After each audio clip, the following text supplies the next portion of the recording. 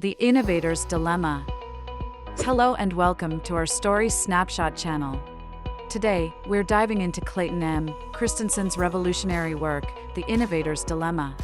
Let's get started. Introduction.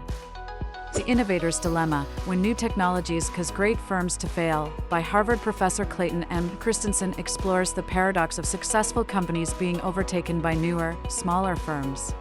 Christensen weaves a narrative that charts the course of this predicament, revealing how even the most successful enterprises can fall victim to the relentless march of technological progress. Doing the right thing is the wrong thing, Christensen famously wrote, encapsulating the paradox that underpins the innovator's dilemma. By adhering to traditional business practices, by continuously refining and improving their existing products to meet customer needs, companies may overlook disruptive technologies that can upend their industry. Understanding disruptive innovation. Christensen distinguishes between sustaining and disruptive innovations.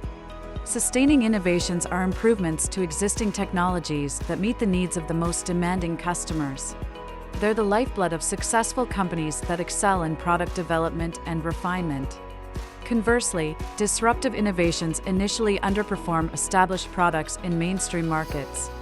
However, they offer other advantages, such as lower costs, simplicity, smaller size, or greater convenience. Disruptive technologies typically enable new markets to emerge, Christensen points out, signaling the birth of opportunities that established companies often overlook or dismiss. The trap of customer-driven companies. Christensen's analysis suggests that listening to customers can sometimes be a trap. The dilemma, then, is this: companies must meet their customers' present needs while also preparing for future technologies that may render their current offerings obsolete. Striking this balance is the true innovator's dilemma. He wrote, "The reason for failure is that good management itself was the root cause. Managers played the game the way it's supposed to be played." Incumbents versus new entrants. Entrant companies can beat incumbent firms to a disruptive technology because entrants have nothing to lose, Christensen says, painting a picture of the classic underdog story. Startups and small companies often have the freedom to experiment with disruptive technologies that large, established firms cannot afford to touch because of their commitment to current customers and technologies. The lesson here is that the David and Goliath story repeats itself in the business world. While Goliath firms are locked into serving their established customer base with sustaining technologies, the agile David firms can disrupt the industry by capitalizing on emerging technologies. Finding the silver lining. So, what's the solution? Christensen suggests that established companies should allow for smaller, more autonomous organizations within their structure to explore and exploit potential disruptive technologies. What is required in managing innovation is not more predictability, but more disciplined experimentation, he advises.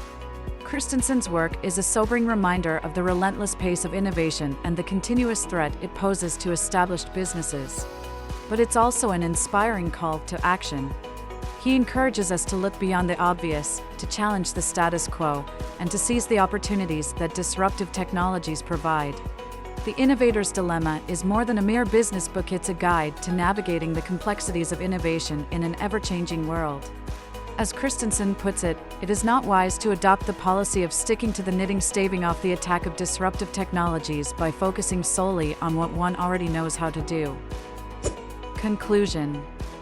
The Innovator's Dilemma teaches us to embrace change, anticipate the future, and foster a culture of continuous learning. Markets that do not exist cannot be analyzed, Christensen cautions. He advocates for a willingness to take calculated risks and to venture into uncharted territories. This, he argues, is the key to staying relevant in the face of disruptive innovation. Remember, as Christensen said, innovation almost always is not successful the first time out. You try something, and it doesn't work, and it takes confidence to say we haven't failed yet. Ultimately, perseverance is the key to success in any innovation. So, let's embrace the dilemma, innovate, disrupt, and lead. The future is ours to shape. That's it for today's Story Snapshot on Clayton M. Christensen's influential book, The Innovator's Dilemma.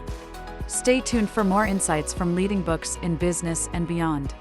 Until then, keep innovating and shaping your success story. See you next time.